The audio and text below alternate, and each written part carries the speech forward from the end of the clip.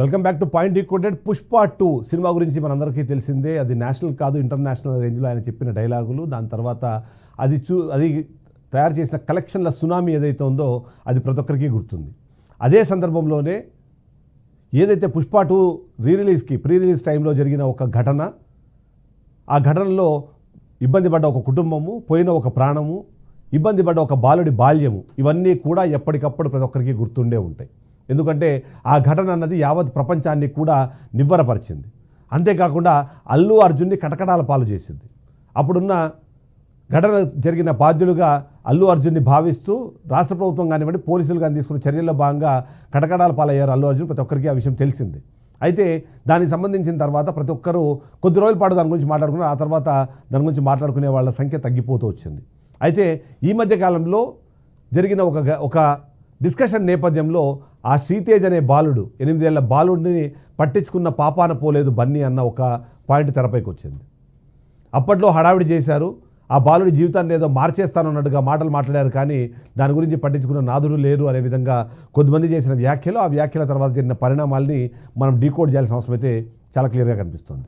అందులో ముఖ్యంగా ఆ ఘటన జరిగినప్పుడు మనందరికీ తెలిసిందే, ఒక కుటుంబము మొదటి రోజే సినిమా రిలీజు ఉన్న రోజు ప్రీమియర్ షో చూడడానికి వెళ్ళి అక్కడ జరిగిన ఘటనకు ఆ మొత్తం కుటుంబం బలైపోయింది. తన తల్లి చనిపోవడము, ఆ తర్వాత బాబుకి అంటే ఆల్మోస్ట్ అతను మనందరికీ తెలిసిందే కోమాలకు వెళ్ళిపోయారు. చాలా రోజుల తర్వాత ఆయన బయటకు వచ్చిన నేపథ్యంలో దాని గురించి డిస్కషన్ చాలా రోజులు జరిగింది. ఇప్పుడు మరొకసారి దాన్ని తెరపైకి రావడానికి కారణం ఏంటి అంటే శ్రీతేజ్ని బన్నీ పట్టించుకోవట్లేదు అని. శ్రీతేజ్ ఎలా ఉన్నాడు, ఏం చేస్తున్నాడు, దానికి సంబంధించిన బాహ్య ప్రపంచానికి తెలియట్లేదు. కాబట్టి అతని పరిస్థితి ఇంకా విషమంగానే ఉందా అన్న అనుమానం వచ్చిన నేపథ్యంలో దాన్ని కూడా మనం డీకోడ్ చేసే ప్రయత్నం చేద్దాం. డీకోడ్ చేసే క్రమంలో ఫస్ట్ క్వశ్చన్ మనం చూడాలి, శ్రీతేజ్ అనే అబ్బాయి ఎవరైతే ఆ ఘటనలో ఇబ్బంది పడ్డారో, ఆ కుటుంబ సభ్యుల్లో ఒక పర్సన్గా ఉన్నారో, ఆయన్ని బన్నీ పట్టించుకోలేదా అన్నది మొదటి ప్రశ్నగా మనకు అనిపిస్తుంది. మొదట్లో ఆ ఘటన జరిగినప్పుడు ఆ నేపథ్యంలో చాలామంది అడిగింది ఒకటే ఒక పాయింట్, సినిమా హిట్కు సంబంధించి, ఆ సినిమా ప్రమోషన్లకు సంబంధించి, దాని ప్రమోషనల్ యాక్టివిటీస్ కానివ్వండి, సెలబ్రేషన్ యాక్టివిటీస్లో కనిపిస్తున్న బన్నీ ఎందుకు శ్రీతేజ్ని ఆ రోజు పరామర్శించడానికి వెళ్ళలేదు, వాళ్ళ కుటుంబ సభ్యులతో ఎందుకు మాట్లాడలేదు అని ఒక క్వశ్చన్ వచ్చినప్పుడు కూడా దానికి కూడా సమాధానం చెప్పారు. దానికి ముఖ్యంగా వాళ్ళు చెప్పింది మాత్రము అలా రెస్పాండ్ అవ్వకపోవడానికి 2 కారణాలు వాళ్ళు చూపించారు. ఒకటి, వ్యక్తిగతంగా ఆయన షెడ్యూల్ ఏదైతే ఉందో అప్పటికే అది ఉండడము, అంతేకాకుండా అప్పటికే ఆయన మీద ఒక కేసు నమోదైన నేపథ్యంలో ఆ సందర్భంలో ఒకవేళ వెళ్ళి వాళ్ళతో మాట్లాడినా, వాళ్ళని కాంటాక్ట్ అయినా సరే వాళ్ళతో వచ్చే సమస్యలు, లీగల్గా వచ్చే పాయింట్స్ ఏవైతే ఉన్నాయో ఆ పాయింట్స్ అన్నీ కారణంగా చూపించి అప్పట్లో బన్నీ డైరెక్ట్గా వాళ్ళు వెళ్ళి కలవకపోవడం అనేది జరిగింది. అదే సందర్భంలో వాళ్ళ ఫాదర్ ఎవరైతే ఉన్నారో అల్లు అరవింద్ వెళ్ళి పరామర్శించారు.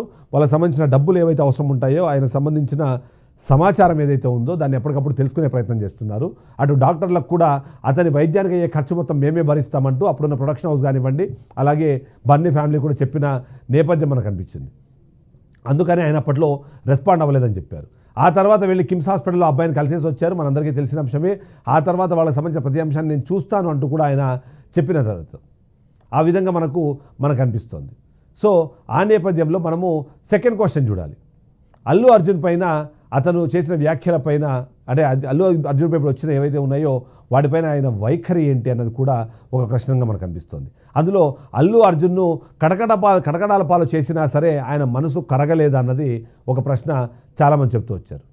సో ఆ విధంగా చూస్తే మాత్రం ఖచ్చితంగా దీని విషయాన్ని మనం డిస్కస్ చేయాల్సింది. కటకటాల పాలు చేసినా, ఆయనకు సంబంధించిన ఇమేజ్ని దానిపైన దెబ్బతీసినా సరే బన్నీ ఏ రోజు తటపడాయించలేదు.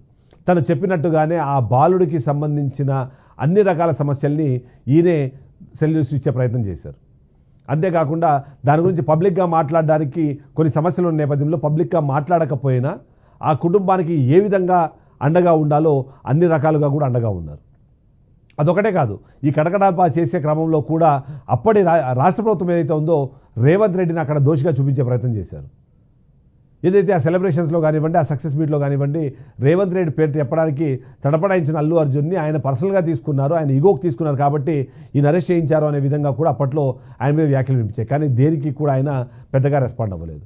ఆయన రెస్పాండ్ అవ్వాల్సింది ఎక్కడ రెస్పాండ్ అవ్వాలో అక్కడే రెస్పాండ్ అయ్యారనేది మాత్రము మనకి చాలా క్లియర్గా కనిపిస్తుంది. అందులో భాగంగానే ఎవరైతే వాళ్ళకి సంబంధించిన అంశాలు ఉన్నాయో అంశాలకు సంబంధించి ఆయన ఎప్పుడు రెస్పాండ్ అవ్వాలి, ఎలా రెస్పాండ్ అవ్వాలి, ఆ రెస్పాండ్ అయ్యే క్రమంలో ఎవరెవరు ఇన్వాల్వ్ అవ్వాలి, ఆ ఇన్వాల్వ్ అయిన వాళ్ళు ఎలా వ్యవహరించాలన్న విషయానికి సంబంధించిన పూర్తి అంశాలని ఎప్పటికప్పుడు అప్పట్లోనే బన్నీ అంటే అల్లు అర్జున్ దాని మీద దృష్టి పెట్టారు.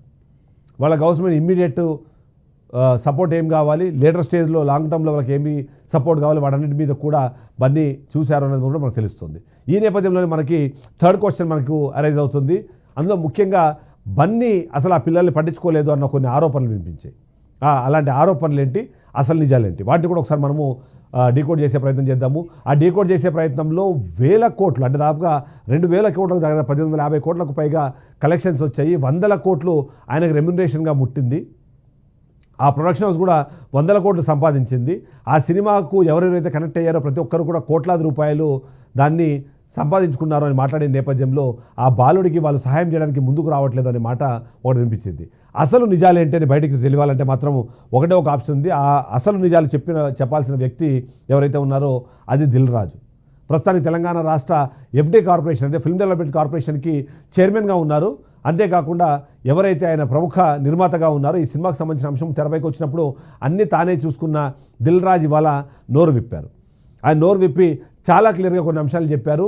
ఒకటి, ఏదైతే ఆ ఘటన జరిగిన తర్వాత వాళ్ళకి ఇమ్మీడియట్గా అవసరమైన మెడికల్ సపోర్ట్కి సంబంధించి మెడికల్ ఎయిడ్కి సంబంధించిన డబ్బులు అన్నీ కూడా పూర్తి స్థాయిలో బన్నీ ఫ్యామిలీనే చెల్లించింది. దాదాపుగా 70 లక్షల రూపాయలు వాళ్ళు మెడికల్ బిల్లులు చెల్లించారన్న విషయం చెప్పారు. అంతేకాకుండా 2 కోట్ల రూపాయలని ఎఫ్డీ చేసి ఆ ఎఫ్డీకి సంబంధించిన ఇంట్రెస్ట్ ఏదైతే వస్తుందో ఆ ఇంట్రెస్ట్ ఆ కుటుంబానికి వెళ్ళేలాగా, ఆ కుటుంబానికి చేరేలాగా ఒక మెకానిజంని క్రియేట్ చేసి అందులో ఆ కుటుంబ సభ్యులకు ఇచ్చారు అని. అందులో 1 కోటి రూపాయలు డైరెక్ట్గా అల్లు అర్జున్, 50 లక్షల రూపాయలు సుకుమారు, 50 లక్షల రూపాయలు ఆ ప్రొడక్షన్ హౌస్. అంటే దాదాపుగా 2 కోట్ల రూపాయలు ఆయన పేరు మీద ఇప్పుడు ఎఫ్డీ ఉందన్నది మనకు తెలుస్తుంది.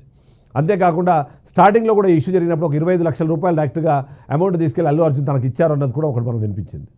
సో ఈ విధంగా చూస్తే ఇమ్మీడియట్గా అవసరమైన సపోర్ట్ కోసము, ఇమ్మీడియట్గా అవసరమైన అంశం కోసము అప్పట్లోనే 70 లక్షల రూపాయలు, దాదాపుగా 1 కోటి రూపాయలు అప్పుడు పర్మనెంట్గా అతనికి సంబంధించిన అంశాలకు సంబంధించి ఒక 2 కోట్ల రూపాయలు డిపాజిట్ చేసిన సందర్భం కనిపిస్తుంటే, ఏదైతే అతను హాస్పిటల్లో ఉన్నారో ఆ తర్వాత కోమాలోంచి బయటకు వచ్చిన తర్వాత మరో 6 నెలల నుంచి సంవత్సరం పాటు ఆయనకి రిహాబిలిటేషన్ అవసరం ఉంది. కాబట్టి ఆ రిహాబిలిటేషన్ సంబంధించిన ఖర్చులన్నీ కూడా ఇప్పుడు బన్నీనే చూసుకుంటున్నారు అన్నది.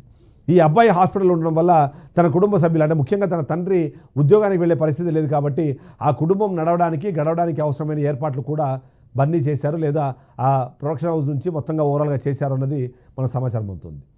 కోట్లు సంపాదించడం ముఖ్యం కాదు. ఇలాంటి ఘటన జరిగినప్పుడు అంతే గట్టిగా వాళ్ళ కోసం నిలబడడం కూడా ఇంపార్టెంట్.